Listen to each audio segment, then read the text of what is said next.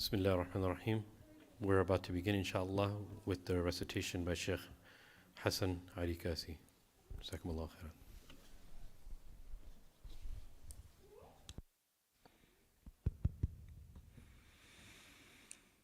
أعوذ بالله من الشيطان الرجيم.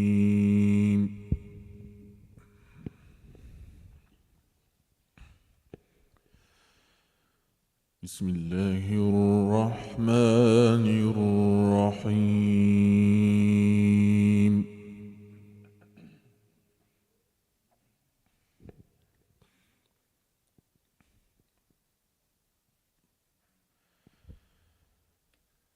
وسيق الذين اتقوا ربهم إلى الجنة زمرا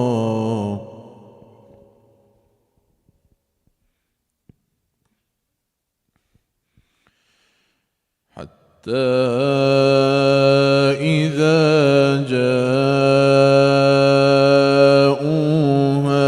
وفتحت أبوابها وقال لهم خزنتها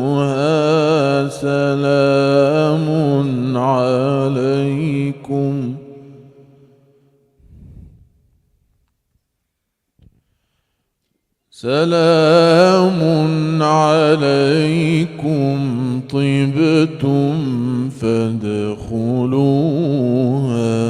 خالدين.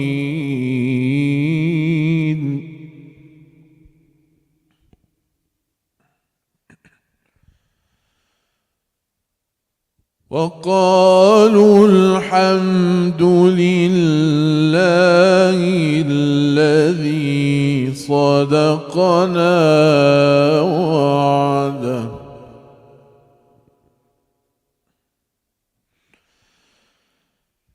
وقالوا الحمد لله الذي صدقنا وعده وأورثنا الأرض نتبوأ من الجنة حيث نشاء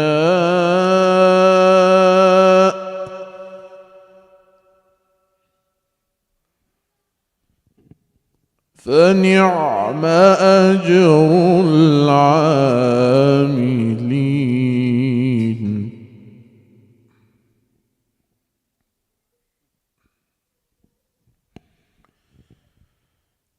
وسيق الذين اتقوا ربهم إلى الجنة زمرا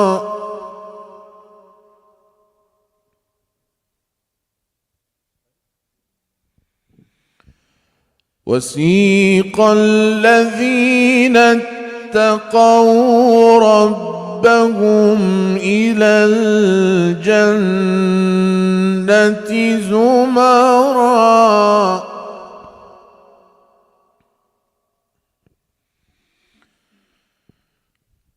حتى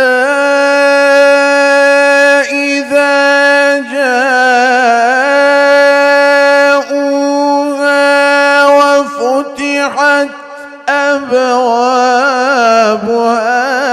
وقال لهم خزنتها سلام عليكم طبتم فادخلوها خالدين.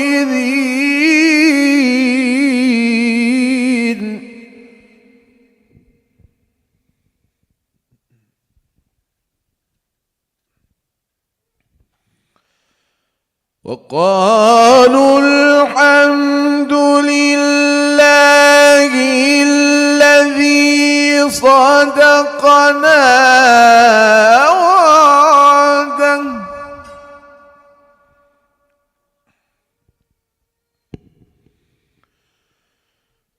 وقالوا الحمد لله الذي صدقنا وعده وأورثنا الأرض نتبوأ من الجنة حيث نشاء فنعم أجر العاملين.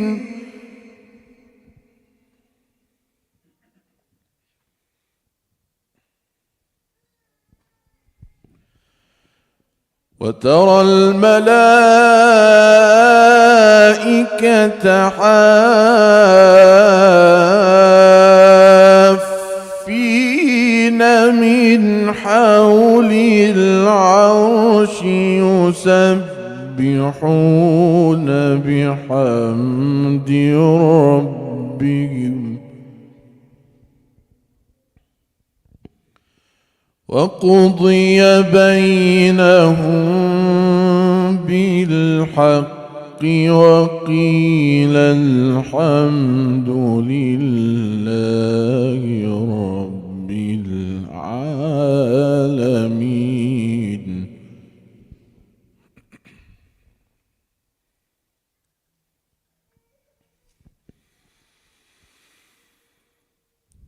وقيل الحمد لله رب العالمين. بسم الله الرحمن الرحيم. حميم. تنزيل الكتاب من الله العزيز العليم.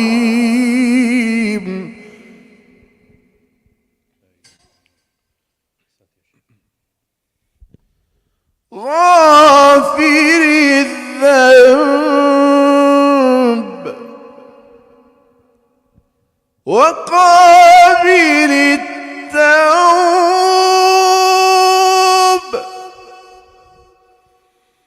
شديد العقاب.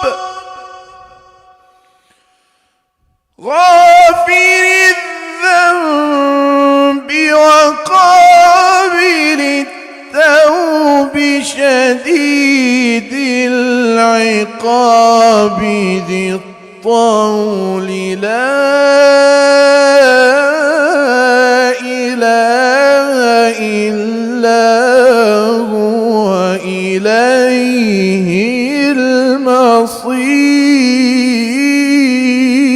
المصير.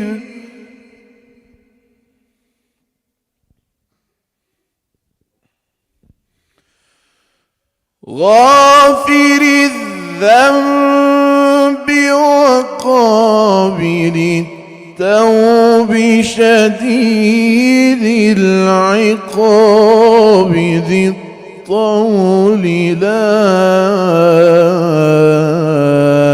إله إلا هو. لا إله إلا هو إليه المصير. صدق الله العظيم. Takbir. Takbir. Jazakallah khairan, Sheikh Hassan. As always, the recitation of the Quran, especially when it comes to us with this type of medium and beauty, we ask Allah subhanahu wa ta'ala to send the barakah of His kalam upon us, and we ask Allah subhanahu wa ta'ala to preserve the Quran in our hearts. We ask Allah subhanahu wa ta'ala to preserve the Quran and beautify even more the Quran by way of Sheikh Hassan. Just before we begin today's session and program, one thing very much worth mentioning is and I know some people may think this is early, for some it may seem like it's a little bit of a bummer, or for some of us it's a type of hope. But moments like this, like the Sahaba used to, 6 months after Ramadan would finish, the Sahaba used to ask Allah subhanahu wa ta'ala that Allah accepts their fasts and what they did. And the few months to even almost half a year before Ramadan approached, they would take the opportunity to remind each other to do dua that Allah helps us reach Ramadan. And right before we know it, it's going to be Ramadan. I know many of us are thinking, why are we talking about Ramadan now? But the time to prepare for Ramadan is now. The backbone of the year for the believer is the month of Ramadan. Everything for us revolves around the month of Ramadan, our entire year. The reason why I'm mentioning that is when we hear the Quran and the beauty of the Quran, and it's recited the way it's supposed to be recited, and it helps us be conscious and fear Allah the way He's supposed to be feared, subhanahu wa ta'ala, it helps us, actually gives us hope about the month of Ramadan. So that's just a little bit of a reminder. So Jazakallah khairan, Shaykh. Allah preserve you and your family. So today, inshallah, I'm going to be calling up my guest very soon, inshallah. Just a brief intro. We have with us today our beloved brother, Shakil Shafiuddin, Muhammad Shakil Shafiuddin. He is the founder of Janwar Fitness. He does personal training, personal coaching and strength and conditioning coaching, even gives fitness and health advice. The brother has been known since 2015 from when he found his company to have a platform and a place for brothers that, especially the brothers that I knew that didn't want to go to the gym, whether it be the loud blasting music or a lot of the men and women and the way the men and women are dressed in the gyms, and they wanted to work out but they couldn't go to gyms. The brother opened up a platform for the Muslim community and also for the sisters, help facilitate building of gyms inside of homes and in other establishments for even sisters, and help facilitating the employment of a sister to train sisters. And he himself would train brothers to the point where the brothers that he trained would go and train other people. So with us is the founder of Janwar Fitness, inshallah, Shakil Shafiuddin. If you can come to the stage, inshallah. I'm going to take this seat over here. And you over here, please. And we will begin, inshallah. This is going to be very informal, but since we are with Ask Me Anything and we ask each other questions, right now is the opportunity to ask this brother. I get first dibs because I have a microphone, so I can ask him as many questions as I want. But we're going to take questions from the crowd too. So just to let us know, this is not only just talking about fitness. It is geared towards how the believer should be taking care of themselves, because if they take care of themselves physically, the expectation, the vessel that Allah has given us, if we strengthen our body to the best of our ability, then we make dua and we have the expectation that we strengthen our iman in the same process. They go hand in hand together. For a believer, there's no point in just strengthening the body and not working on your iman. When Rasulullah says that the strong believer is better than the weak believer, it means two things. Imagine if there's two people standing in front of Allah Yawm al-Qiyamah. May Allah give us, all of us, Jannah without any hisab.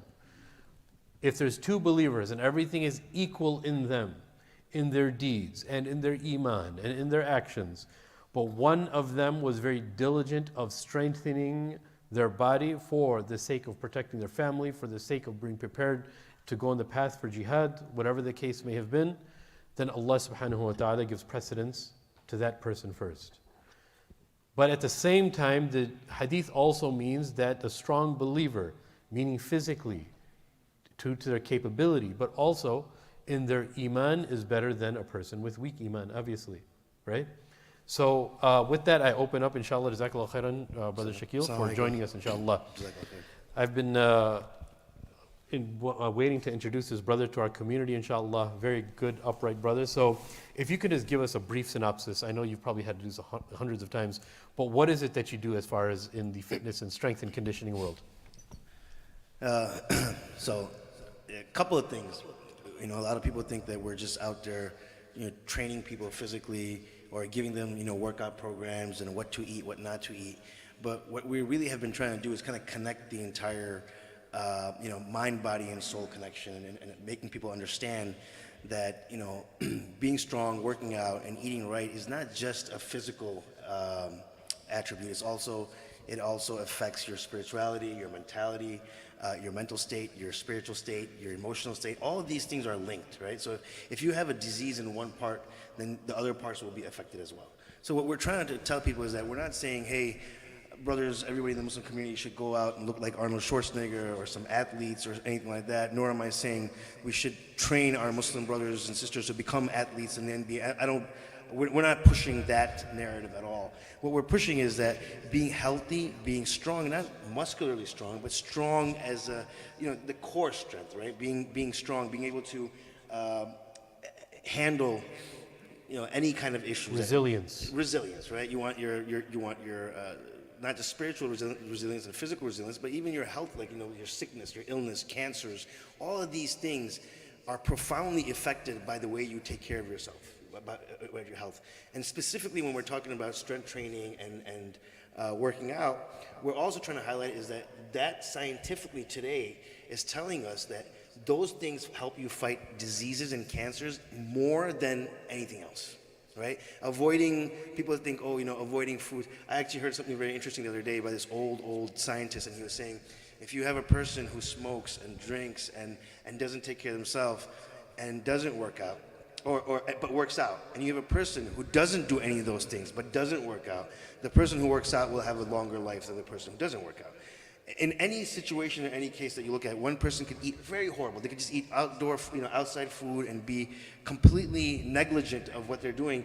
But if they work out, they're still in better shape than the person who eats healthy and is cognizant of what they're eating. So now we're learning that the physical aspect, not just the nutritional, but the physical aspect is just as important or even more important than anything that we can, anything else that we can do artificially. Very nice. So if we can just get right into it, let's say that I'm going to give you a few categories of people, right? Let's just say we have category number one of somebody who's regular as far as working out, whatever that capacity may be. And it doesn't only have to be lifting weights. It can be just, calisthenics, meaning push-ups, pull-ups, jogging, running, whatever the case is, right? But let's just say that somebody like myself, over the age of 40, and let's just say I haven't worked out in a long time. Maybe I never did work out. But I know that I have to do it. Number one, I have to have a certain type of drive and ambition to do it. But how should I begin and how should I actually start? Because I know a brother who started after the age of 60, who actually started working out for the first time in his life. But obviously he had a certain approach, which I'm going to talk about later. But what would your approach be to obviously avoid injury and not overburdening oneself? So there's two things that before we even get to that question, you mentioned something interesting. You said any kind of activity, basically. You said not just working out, it could be running. So first, I'll categorize. One is there's actually weightlifting and working out, and it's important, and we'll get to that later. And then the other part is just activities, right? So if you look at it holistically, yes, you should be a person who actually works out and also be a person who is active, right? So, running, hiking, bicycle riding, any of these activities that you do don't specifically, give benefit to the health perspective as much as something like, actually working out. But they are part of that, kind of holistic, healthy, being attached to nature, going outside and doing extra things. A person can work out and just sit at home all day, and that will still be beneficial. But what's the point, right? I mean, if you're not going out and you're not enjoying nature and you're not like actually doing active things, then you're kind of missing out on some part of that benefit, right? You're not really getting that full benefit. And Islamically speaking too, we all know that we should be connected to nature, right? And one of the best ways of being connected to nature, going outside, taking walks, going on hikes, taking a bike ride, taking your family to the park, whatever it is, those activities are separate from working out. That's number one. Number two, we have a huge I've targeted the Muslim community, as you know, right? And when I got to the Muslim community, one of the things, and I started targeting them in my late 30s because I started realizing as I was getting older that I had this entire generation of my friends who, you know, were completely out of shape. You know, we started looking at them and saying, you know, you always thought when you were younger, how do uncles look like uncles, right? We all think that when we're young, how do these uncles, you know, how do they get to look like uncles? And it's because they don't work out, they don't do sports. You know, we knew that, right? Because as growing up in America, we were always playing basketball, we're playing sports, we're going to the gym. We had that. In India, they don't have that. And other places, they weren't about that, you know, whole thing. So I started seeing that in people who were my age as we got into the late 30s, and now that You were becoming uncle. they're becoming uncles. You know, Yes. And I'm like, I'm working out, and these guys are having all these health issues, and things are starting to pop up in the 30s. Right? You start seeing people say, oh, you know, I have hypertension. You're 35 years old. Oh, you know, my cholesterol's kind of high. You know, I'm pre-diabetic. I have this issue. I have that issue. I started hearing things. I have knee pain. I have back pain. Some people are sitting and praying at the age of 30, something like that. So when I came to the community and I started, you know, pushing this whole idea, this is not just to be strong. And everybody thought, oh, this guy just wants everyone to look like Arnold Schwarzenegger. I said, no. I want you to be able to pray well into your 90s. I want you to be able to stand and pray well into your 90s, right? Because there's a huge difference between a person who prays sitting down and a person who actually prays with the full motions. Regardless, I understand that counts, but I think you would agree that there's a difference there, right? There's one more obviously superior and one is a little bit less. So everyone started in an older age for me. Everybody that I started the 40s, 50s, and 60s, and there's no right way or wrong way of starting. What I would, you know, the way we start usually is to kind of practice the forms, right? And when I say forms, people will think, you know, this is very technical. I'll be a little bit more simply stated is something called functional movements, right? So if you think about what a functional movement is a daily, regular, repetitive movement that you do throughout your life, right? That's what functional movements are. Functional movements are movements that are that mimic real life movement. So we want to first strengthen those, right? So we start with kind of functional training, body weight squats, right? Doing some push-ups, doing planks. You know, pushing sleds, Using multiple flipping muscles tires. at once. Right. Yes. You're using instead kind of a core isolation. right. You're not doing isolation workout. You're kind of doing more compound workouts, but more importantly, you're doing conditioning at this point and strengthening a little bit. You're not straight weightlifting, right? Yeah. Weightlifting has. There's many ways of categorizing things. When you say strength and conditioning, people are probably like, what does that mean? Does that mean that you go into the gym and lift weights? If you go to football and you say strength and conditioning, they're doing drills to push you past your, you know, kind of the breaking point, right? They really want you to be able to push heavy weight for 100 yards straight. Or they want you to sprint, like, you know, at full speed. They want you to be able to jump over something. They want you to be able to pick somebody up and throw them down. That is strength and conditioning. Weightlifting is a subset, I guess you could say, of strength and conditioning. Very nice. Jazakallah khairan. So if somebody was to start, let's say they're a little over the age of 40, and they're like, you know what, I don't even know where to begin. What should I do? Should I just start with walking at the park and then start jogging the next week, and the next week start going into the, you know, the little jungle gym playground, start doing some pull-ups, push-ups? What should I start doing? The problem with that is, like, you know, if you think that you need lead time to it, you're never going to get to where you need to get to. You're always going to be in lead time, and then you're going to fall off and get into lead time. I would say, first of all, it's very important to know how to work out. That is one of the main things. People might think, oh, it's just a game. You know, you go and you just start working out. It should come to you naturally. It's important to understand movements. It's important to understand anatomy, your biomechanics of your body. So I would say, yes, get into the gym. If you've never worked out, then you're going to need some kind of guidance. You're going to need a trainer or a teacher or whatever it is. But I would get directly into functional movements, which is basically doing actual exercise, like you're squatting without any weights. Then you slowly start adding weights. Doesn't matter how old you are. In our community, we have this weird, this ajib, odd mentality that the minute someone gets like to 50, 60, oh, please, you sit. Don't worry about anything. I'll move the chair for you. I'll mow the lawn for you. I'll do everything for you. Don't move. We don't want you to move because you might break. You're now over the age of 50 or 60, something might happen to you.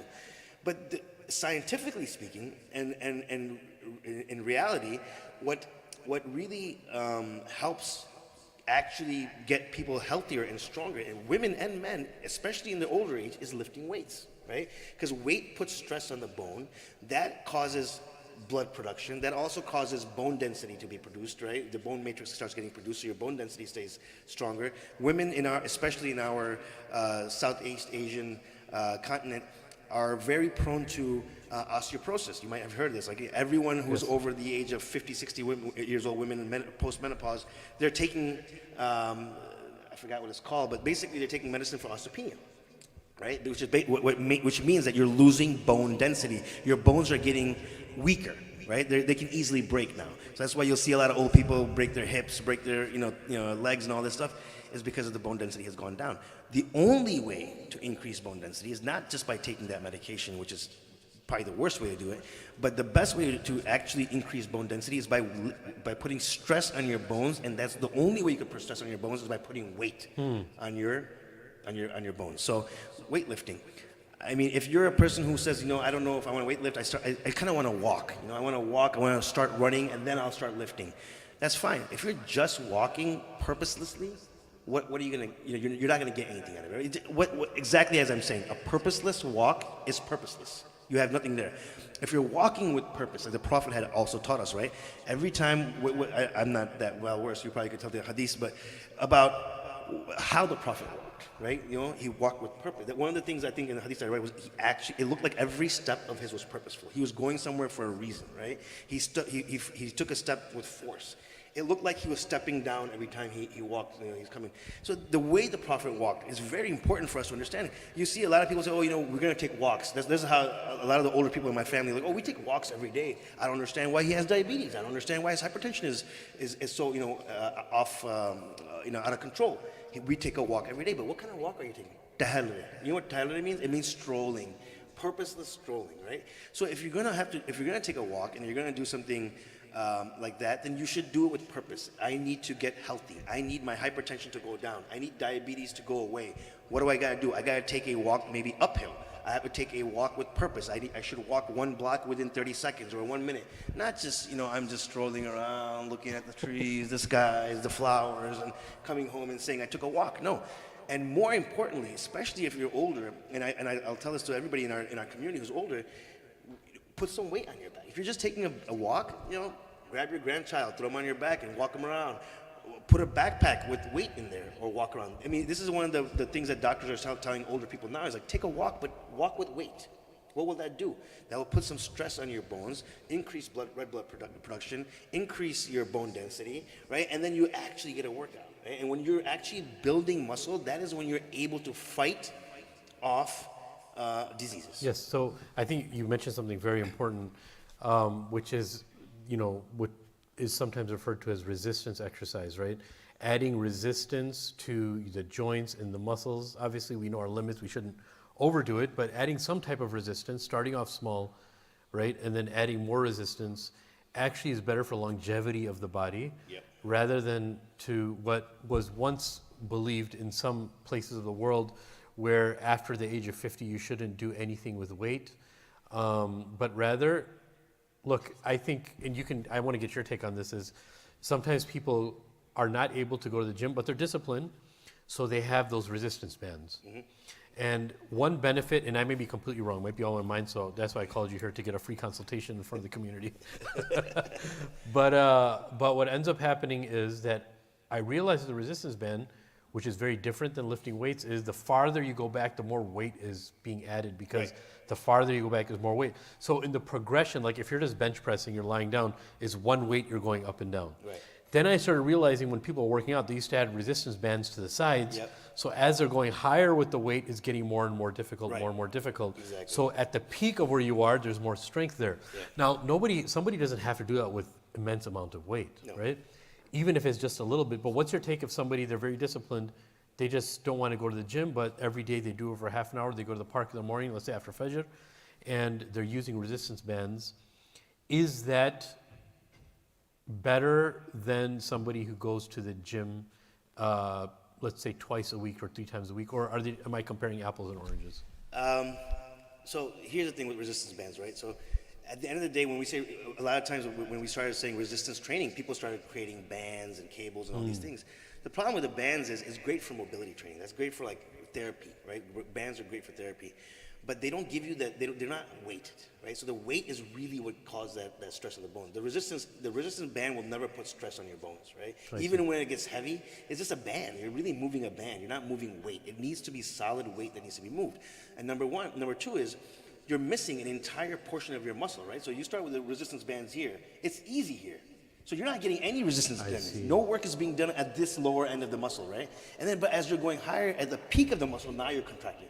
But you're supposed to be contracting from the get-go all the way there and then back, right? That's the thing. Keeping that tension on that muscle is what is going to give you that, give the muscle the workout that it needs. Yes, sir. And a good thing to probably point out at this time is as we get older, and we know this, everybody knows this, the muscle starts to degenerate. Right? Everyone's body, right? Have you guys seen older people as they get old, the more the people who lay in bed who are sick, what happens? They get super skinny, right? They start you can feed them all you want to, but they start getting skinny, they start losing weight.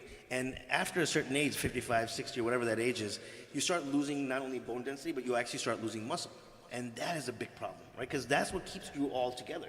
People don't understand this, that yes, you have a skeletal, you have your skeletal system, which is all your bones and stuff like that kind of holds you up, but it's the muscles that actually help you move that skeletal muscle around, right? So without the muscles, your movement goes away, and that's when you see people sitting, wheelchairs, and stuff like that. So as you get older, it's extremely important to do a couple of things. One is you want bone density, and second is you want to hold on to as much muscle as possible. So weightlifting becomes extremely important as you get older. As far as resistance training goes, again, if you're doing 3 days in the gym and actually lifting weights versus going and doing calisthenics and running and this and that, the person who goes to the gym for those 3 days is going to be a lot more in shape than the person who's just doing resistance bands and calisthenics. And even calisthenics are great. You'll see on social media these guys who are super ripped and they're just doing push-ups 24 hours a day. I mean, what they've done is they're really small people. If they're natural, or if they're not, they're natural, most of it's lies. Photoshop. They've actually been working out. Now they're just showing you some, video exercises. Hey, you can do push-ups just to motivate you. But that guy probably went in there and he actually lifted weights and got all big. Now he's doing videos to motivate people, and people are thinking, oh, I can look like that guy if I do push-ups, pull-ups, and jump squats. Impossible. Yeah. Impossible. No, I get it.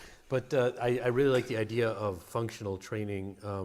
Somebody gave me this analogy, and you probably heard this before too, is that when you start off lifting weights, if you're not used to resistance, just think of functional training as when you're moving stuff around your house, when you're taking the groceries out, and sometimes a bag, you're like, you know what, I'll add a few more bags to my hand because I can handle it.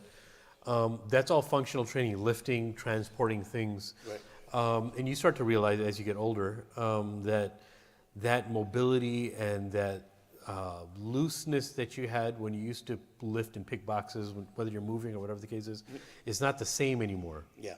Right? And I think that if you can give us a small example, and then after that, I'm just going to move on to another section of this conversation. But what is something that when you train people is that you do functionally, that at least someone can get a picture of, okay, this is what functional training actually looks like. This is one exercise. This is kind of how it looks. It's easy for me to do over here. Maybe I don't need weights at my house. Maybe I can fill a backpack up with something and pick it up this way and move it and then put it down. And like, what's an example of that? I think the best functional movement that we can probably point out here and is beneficial, the most beneficial exercise is squatting. Actually, utbait, sitting all the way down and coming back up. The punishments. But people don't realize that bathroom use that we have back home, sitting on the floor in the toilet, and the way we sit and we get up, is priceless. That exercise there is priceless. And if they can just do a proper squat up and down. I mean, you're talking about core strength, right? You're talking about functional, because what are we doing all day? We're sitting, we're getting up, especially for Muslims who are praying. They're getting on the floor and they're getting back up. And then, I wish that we would use the bathroom the way we used to use the bathroom back in the day, because this style of using the bathroom is probably the worst thing that's happened to humanity, period, right? This style is causing GI problems up and down the wazoo, right? All the way up and through. We have GI problems, we have hemorrhoid problems, we have constipation problems, we have all kinds of problems. Yeah. It's mostly due to the way we use the bathroom, which is sitting like this and using the bathroom. It's just not. I heard it's not even good for proper elimination of your waste either. Yeah, exactly. And I remember there was a family member that was telling me that they were even having a female. She was having complications with her pregnancy and stuff like that, and she was in second trimester, but something was up with the bones and the pelvic bone and like structure, and the individual just told them to sit in this position for a little longer, at least during your elimination when you go to the bathroom. That's why they came out with something called like a squatty potty. Yep. That you have your legs up in a certain way. You can still sit on a toilet. And, Yeah. sorry, guys. I know this is meant to be a dars, but it's practical knowledge, inshallah. But- But that position for elimination of waste and going to the bathroom is supposed to have a multifaceted benefit for everything in your body, 100%, right? 100%. Yeah. And we'll take it a step further. The squatty potty is great because what it's doing is really just kind of pushing your legs up. But the reality is you still have this, support on your bottom, right? Yeah. If you can get rid of that, if you actually can squat and use it, that is a whole nother level of benefit to, Yeah, to the and it was so body. simple though. The whole Eastern world, Did it, yeah. did it for forever. So the next portion is look. We understand the importance of working out. Squatting is a very important thing. So would I just simply put on a backpack and put maybe some old books in there, or maybe like 10 pounds or off of 10 pounds, and just do a squat? Meaning, when I do a squat, should I go down like 90 degrees where, if for instance my calves are here and my thighs are over here, should I go all the way to the ground and then come back up? How should I? Let's say I'm using a backpack, Yeah. or I'm holding something in my hand, like a same round thing. pillow. Yeah. I would say, if you're doing it without weights and you're not doing it actually at the gym, and you're kind of doing it at home, I would say deep squat's the best. And if you're trying to figure out what does that look like, or what's the proper form for that, it's literally just like using the bathroom when you go back to like back home Medina, or you go to India or wherever it is, and you use those Eastern toilets. It's literally going all the way down, sitting in that position, and then coming right back up straight. Now, there's a couple of things that we have to remember. One is the knees can go past the toes, no problem. Right? I don't know if you've heard this, but it's like a huge thing now. Before, like 10, 15 years ago, they used to say, oh, no, don't. But if you ever use the bathroom, you always notice that so that's that ankle flexion, right? So when you're having, a lot of people, when we have trouble with movement as we get older, it's the alignment of the hip, knee, and ankle that is messed up that causes so much pain in our elders. Like a lot of pain that people have in the knees and hips, and it's because the ankle is too tight, your knees are too tight, or your hips are too tight. One of those, or all three of them. Right? So when you go into that squat position all the way down, like they use the bathroom and you get there, your ankles are flexed forward, right? So that your kind of calves are going forward, right? Your knees over past your toes, right? But you're putting the weight into your heels. So even though your your tibia or your calf is pushed forward from the ankle has to have that flexion. So if your ankle has flexion and your knees have flexion and your hips have flexion, you should be able to squat all the way down, keeping your feet flat. That's the most important thing. And when I come up, can my heels come off a little bit? Is that what No. you're referring to? My heels have to stay Heels on. have to stay down. Your foot has to be planted firm as you go down and come up. A lot of people, as they start going down, because their mobility is decreased, you'll see them on their toes a lot of times. They'll be on their toes in their squat Can't position. balance properly, They can't yeah. balance properly. That balance is, if you went to India 20 years ago, I had gone in 1990 something, and I had an 83-year-old grandma who was squatting on the floor and making her pan like it was nothing, because that's how she used the bathroom every day, right? So it was just, I was shocked. I was like, man, how's this lady sitting there? I can't even sit there like that, on the floor for like the whole day. She's sitting there, Wow. And she eats like that. She sits like that. She makes her pan like that. She's talking to us like that, and that just kept. This lady walked and ran until she died. And that's because she could squat like that and come back up. So that mobility is very important. As long as your feet are flat and you can go all the way down and you come back up straight, keeping your feet flat, you'll have a great workout. I get it. Now, what would be better? Last question regarding, because you said that squatting would probably be the one best exercise. I always heard that too, just even in the bodybuilding world and in the strength and conditioning world, even as far as like boxers and MMA fighters and jiu-jitsu practitioners, squatting is, but not only that, the very interesting thing is because it's such a big muscle, it generates, so much strength and power, and obviously, especially in men, it increases testosterone levels. In some people who are very low in testosterone, it increases it almost astronomically. But also, I heard, and I may be wrong, but if somebody were just to focus on squatting because it uses so many different muscles, that naturally your upper body is going to grow to keep up with your lower body and the other muscles that are used to kind of force yourself up. I don't think so. Do you know about? No, you don't know about that? I mean, Or I you haven't know heard what you're about that, saying, Andy? but your core will get stronger, maybe your back will get stronger, but your chest, your shoulders, your bis and tris will not get What if bigger. somebody's holding the bar and they're really squeezing really hard? No? But the core, I think the core will Because help. what you're doing is you're just in an isolation hold, right? You're not really contracting the muscle I see what you're and saying. stretching the muscle. Yeah. That's where the growth and the strength really comes Got in it. from. And I mean, in you're order to getting balance. strong because you can hold the weight, but it's not really strengthening those body parts. Now, usually you won't see the same growth up there as down there. And Got it. you'll see that in bikers. I don't know if you've seen that. There's some cyclists who ride, do the racing, they race Yeah. bicycles. Their thighs are like this huge. Yeah, And yeah. their upper body's like super skinny. That's true, actually. That's very true. Yeah, Because yeah, they yeah. need that aerodynamicness. So if they have No, that's huge true. shoulders and huge chests, the wind resistance will be too much. So then, no, I understand why now the squats, because I think sometimes when you just do like a leg press, if you guys don't know what a leg press is, it's kind of where you sit down and you're only pushing your legs, or you're lying on your back and you're pushing your legs upwards against a weight. But you mentioned core, so I think, yeah, that's actually very awesome, is that the core, which is the center of your back and the center of your, everything below the chest to your pelvic bone, Yep, front and and from your back also, because you have to support the weight, Right. right? And also, there's no hip flexion in those exercise machines. Oh, that's Hip true. flexion is the most important part of the squat. Oh, wow, I never thought about that. Without hip flexion is what gives you that longevity. And just to be clear That's for, very interesting. for our community, when we say longevity, we can't increase our hayat. We already know that, right? Allah has said, if you're gonna pass at 80, I can be in the best shape of my life. I'm gonna pass at 80, right? But it's the quality of life. When we say longevity, we're talking about the longevity of good health until you die, right? You don't want to be healthy for as long as possible. You were healthy at 20. Everyone's healthy at 20. You want to maintain those levels from your youth, of your 20s, into your 30s, 40s, 50s. People probably think, oh, that's not possible. It is very possible. It is very possible if you're doing the right exercises, if you're eating the right food, and if you're taking care of yourself holistically, then you are going to. And I know right now we're just talking about exercise, so probably people think, oh, this guy's just pushing gym. That's not the case at all, right? I mean, when we talk about holistically living a better life, this is one facet, right? Just working out is literally, when I say people should work out, I'm talking about 3 to 4 times a week, 40 minutes a day. I mean, that's not much time. You're talking about 3.5 hours a week in a 7-day week. That's nothing. What are you doing the rest of the time is much more impactful on your health than just that 3 hours in the gym. Yeah, no, and I like the idea of, obviously we're going to get into nutrition a little bit too, inshallah. I also like the idea, I want to get your take on this, since we're talking about backpacks, and they do add a little bit of weight. How beneficial is it? Because you're not actually, let's say you're not able to go to the gym, but let's say I take a backpack with me to the park.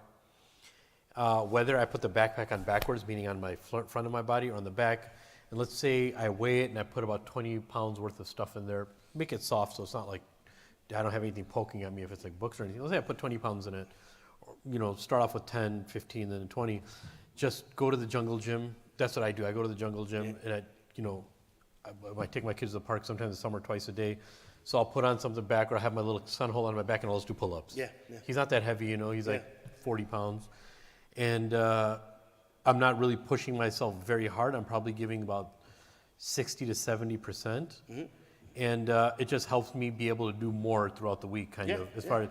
So with backpacks, so someone could say, because I think I personally believe if you have discipline, you're never gymless. Yeah. If you have a backpack and you have They make ground. those weighted backpacks now, right? They come with those little sacks that you can put in for weight, 5 pounds. Oh, I didn't know that. Yeah, there's a weighted Weighted vest. Yeah. You mean? Okay, vest. Yeah. And they have a backpack too now. Okay, that's beautiful. Yeah, so I mean, that's better than nothing. Yeah. For sure. If it's better than just doing pull-ups by itself, 100%. Yeah, and just something, and you can critique this. I don't want to give workout advice when you have a specialist here.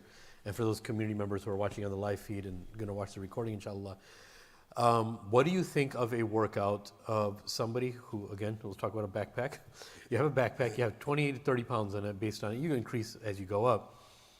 And this is the idea of never being gymless, right? Whether you don't have a membership or you just can't afford to go to the gym. You don't want to go to the gym because the environment is not conducive to your, religious attitude and belief. You do, every day I'm going to do 3 exercises. Every other day I'm going to do 3 exercises. I'm going to have a backpack on, the same backpack. I don't have to remove the weight or anything.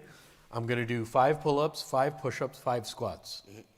Take a 30-second break, 5 pull-ups, 5 push-ups, 5 squats. The following week, I'm just going to add 5 pounds to it. And I'm not going to change that. It's just backpack. Yeah. I keep my car, put it on as if I'm studying, Yep. but I'm actually doing something else, right? Yeah, Yeah. So do you think that's a good approach of somebody who can't go to the gym or? I think so, yeah. I mean, it definitely is, right? Because you're doing something. You know, you're adding weight to it. You're doing the functional movements.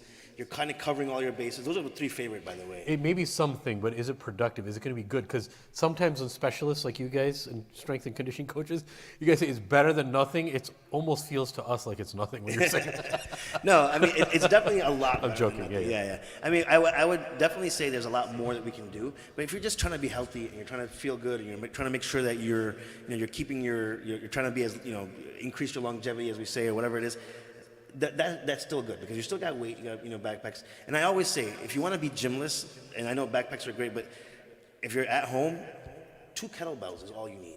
Honestly, I think the kettlebell has become such a dynamic tool.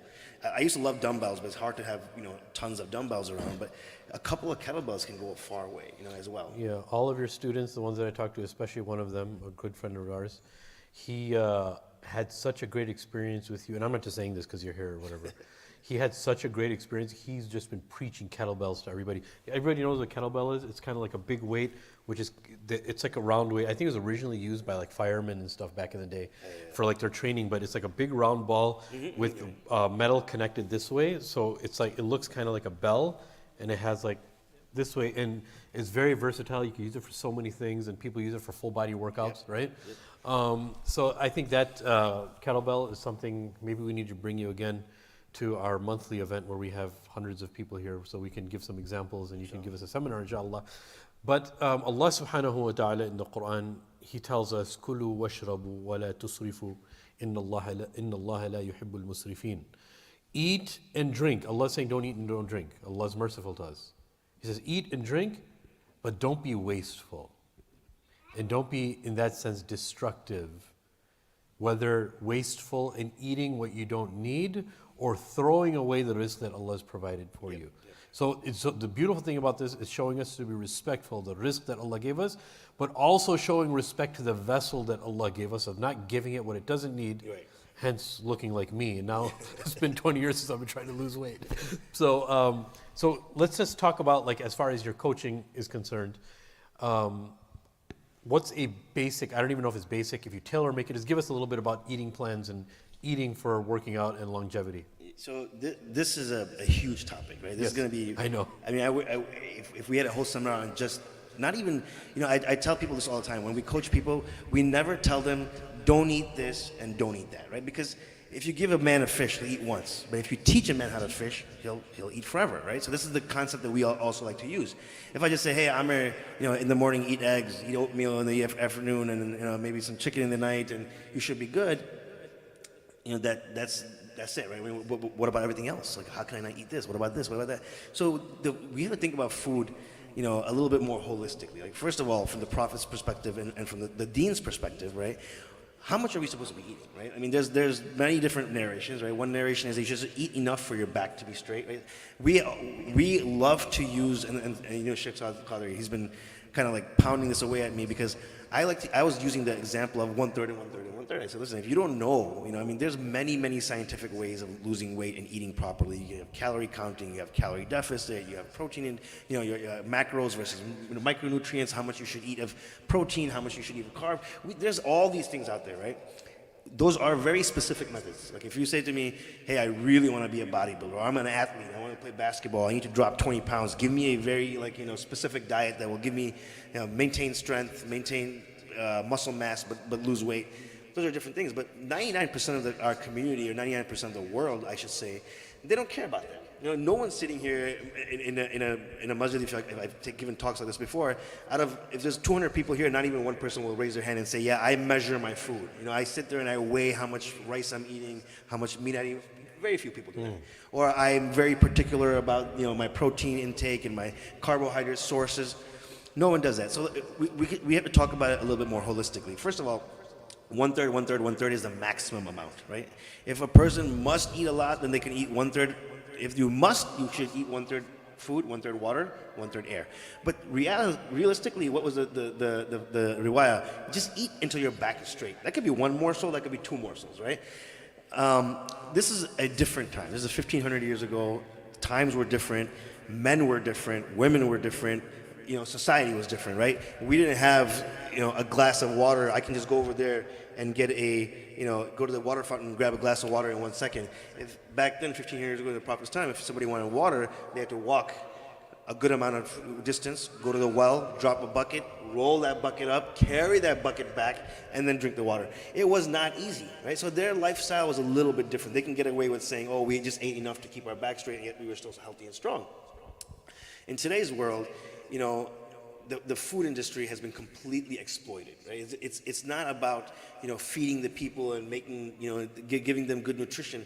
Food today is literally a business. I mean, it's a nasty, nasty business on top of that. And we were talking about this on the way here. Yeah. And, when people say, oh, what should I eat? Let's start thinking, where's our food coming from? Not what we should eat, how we should eat is even more important. Where's our food coming from? What are we buying? What are we bringing into the house? Are we eating real food?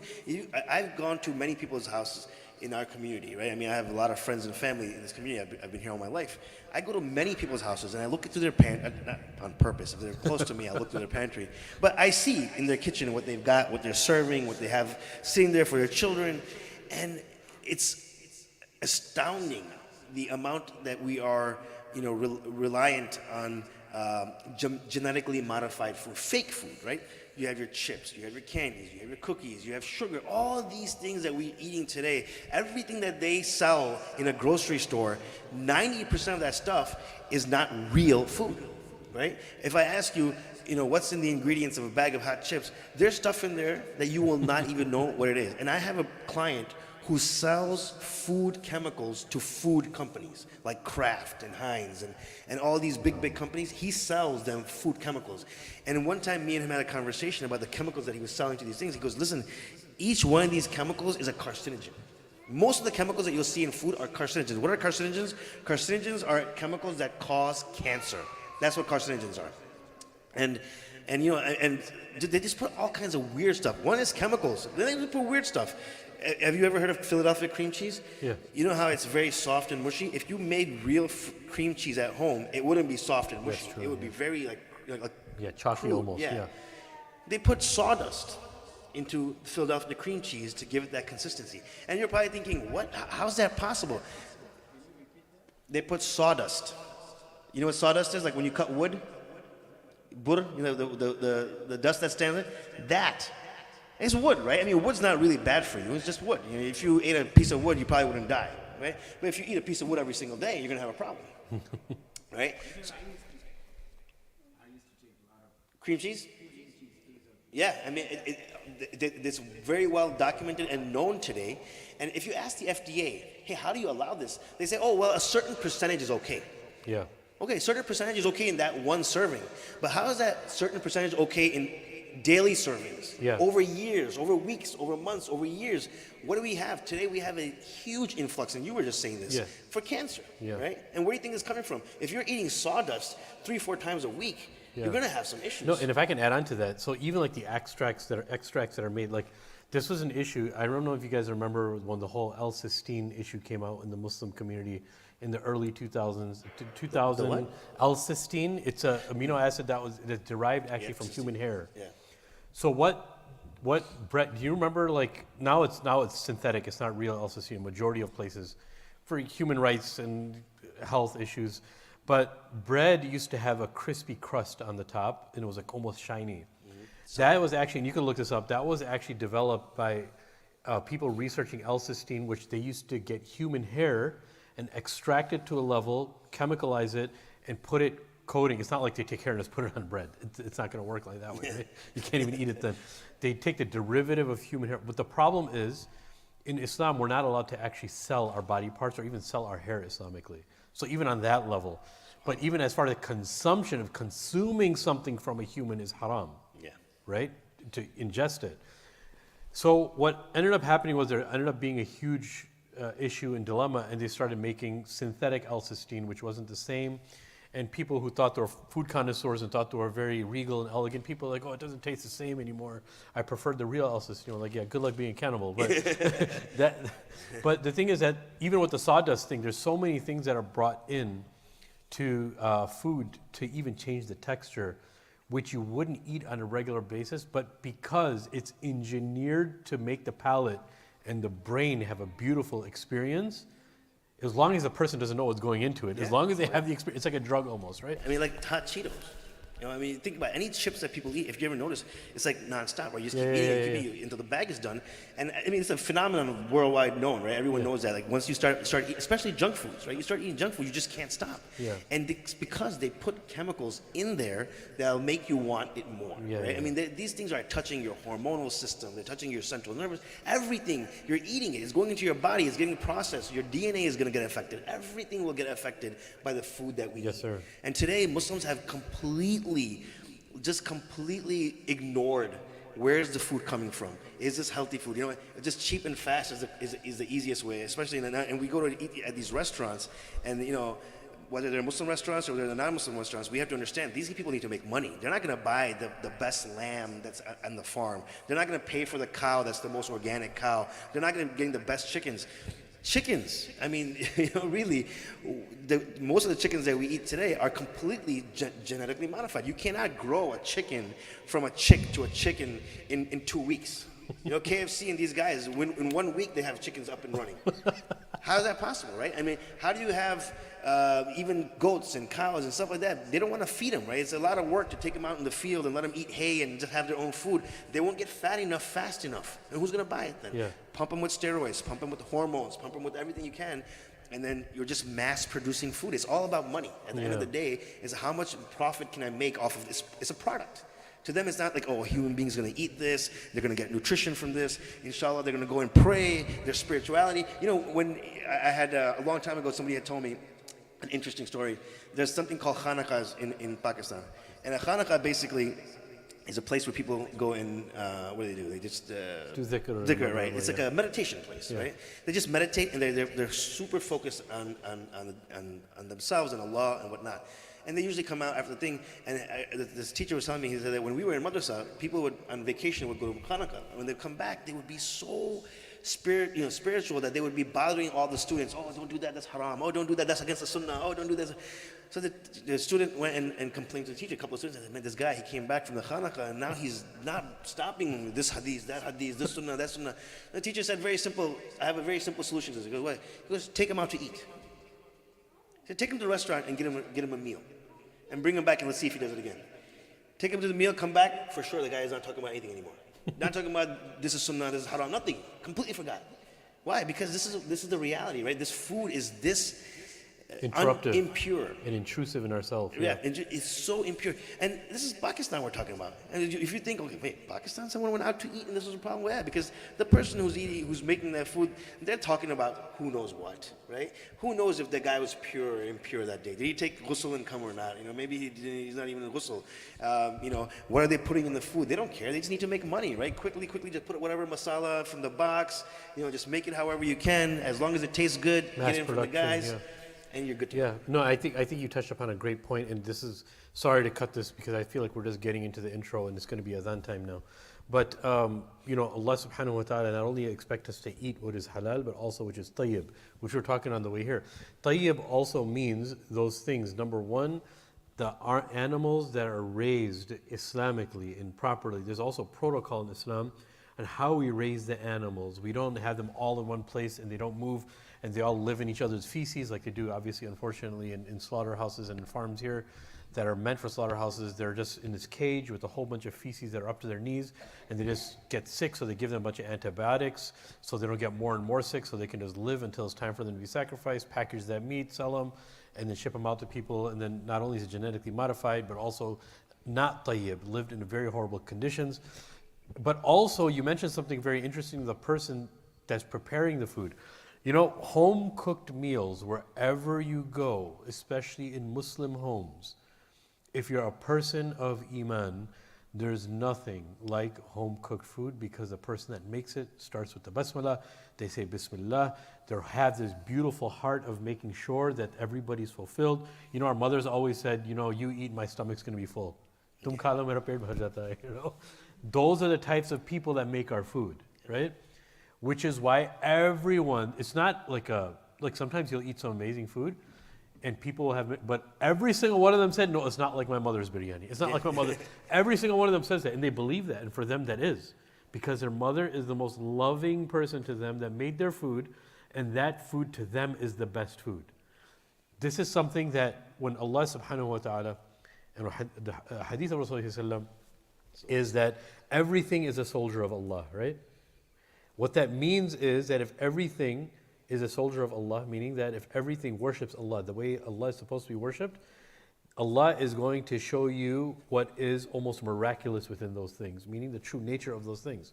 So the preparation thing, I think a lot of people don't talk about. That's also very important. The people who are preparing your food, what do they want from you? It's very important. How clean were they? What were their practices like? I mean, just think about a Muslim woman versus a non-Muslim woman. That's all you have to think. They're not in ghusl. Yeah. They're not in a pure state of, they're not in a pure state physically. They're definitely not in a pure state mentally. They're definitely not in a pure state spiritually. If you've gone to the back of kitchens, and I've been to the back of many Muslim restaurant kitchens, you have non-Muslim people cooking there, and what are they talking about? I mean, like I've heard guys talk about some really nasty things. They're talking about like, filthy, whatever. I mean, it's not, for them, it's completely normal, right? They're sitting there, they're talking about women, they're talking about alcohol, they're talking about, oh, tonight we're going to go out and get drunk.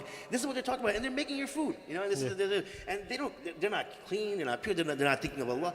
You go to a woman who's in her house, a Muslim woman, she's definitely going to be in a state of purity, right? She most likely has prayed some salahs during the day, right? She's probably read some Quran during the day. Now, she's cooking just for the sake of her family, not for the sake of making money and profit and getting something out. Her intention is pure, right? There was a guy who once said that, he used to feed his students. This was a scholar who used to feed his students. And I remember he told his students, he said, listen, when I planted this food, I said Bismillah. When I watered the food, I said Bismillah. When I picked the food, the vegetables from the garden, I said Bismillah. When my wife washed them, she said Bismillah. When she cut it, she said Bismillah. When she cooked it, say Bismillah. Make sure you say Bismillah before you eat. Allahu Akbar. Wow, that's beautiful. It's very profound who cooks the food, and people think, oh, it's not a big. It is a very big deal. It starts from there. Wow. That's one of it ends there actually. It really starts from who raised your animals, who raised your vegetables, who raised your fruit. And I was telling you in the car, you brothers should know this. People, especially from back home, when you take an apple from back home and you eat it, and there's any fruit, but if there's seeds in there, you plant the seeds, you're gonna have an apple tree in a couple of years. Go over here and plant how many ever seeds you want from any of the fruits that you buy at Jewel, Osco, Mariano's, Pete's. They will never bear fruit. They're genetically modified to never bear fruit again. You can only plant them once. Once they come up and they sprout, and then you take the fruit from there, that's it. It's done. You can never reuse those seeds because they're genetically modified. Why? Because they want the perfect apple. They want the perfect orange, the perfect color, the perfect size, the perfect juiciness. Why? Because it's profit, right? If you do it naturally and you have 100 orange trees, you're going to throw away 40%, maybe 30% of your oranges are going to have to go in the garbage. Flies got to it, birds got to it. It didn't grow properly. The size is not right. The shape is not right. The color is not right. How do we fix that? How do we save that 30% for profit, right? I mean, that's 30% of profit you're losing. So what do? You genetically modify the seed and you make the perfect fruit, just like you make the perfect animal, just like you make the perfect snack. Everything that they made is purposely made with evil intentions in the back that we need to make more money. And they know. Most of the food companies know that they're putting poison into your food. They know. They're 100% positive. Most of the people don't even eat their own food. Most people don't eat their own food, right? They know, okay, we're putting this poison in. Why? This person's going to keep coming and buying this again and again and again. Who cares if it causes cancer? Who cares if people are getting diseases in the groves, right? Today, I mean, if you go to the Indian community, heart disease, hypertension, and diabetes are off the charts. Off the charts.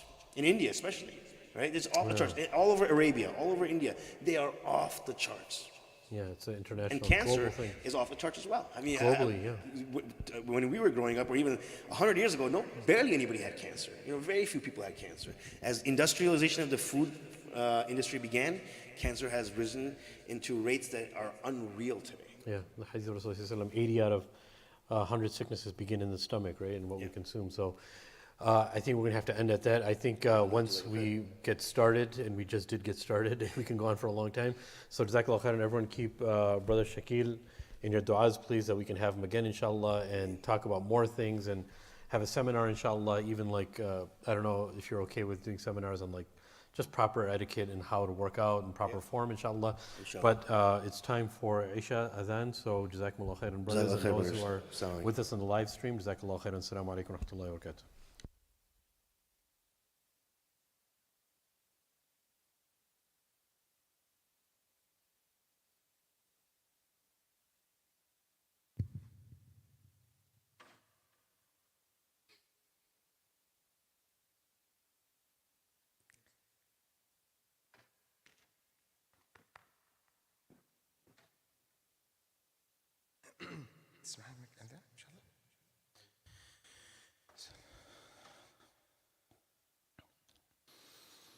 الله أكبر الله أكبر الله أكبر الله أكبر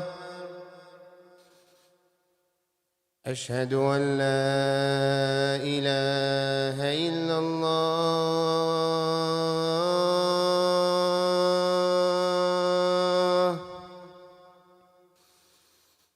أشهد أن لا إله إلا الله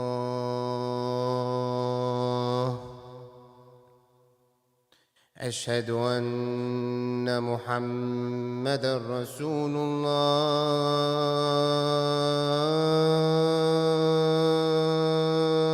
الله أشهد أن محمدا رسول الله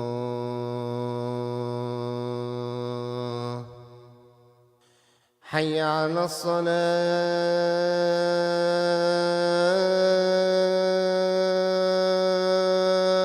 الصلاة حي على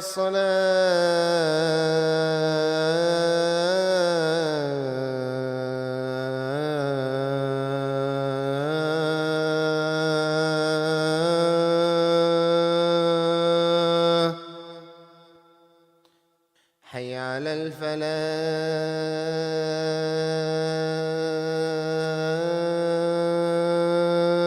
الفلاح حي على الفلاح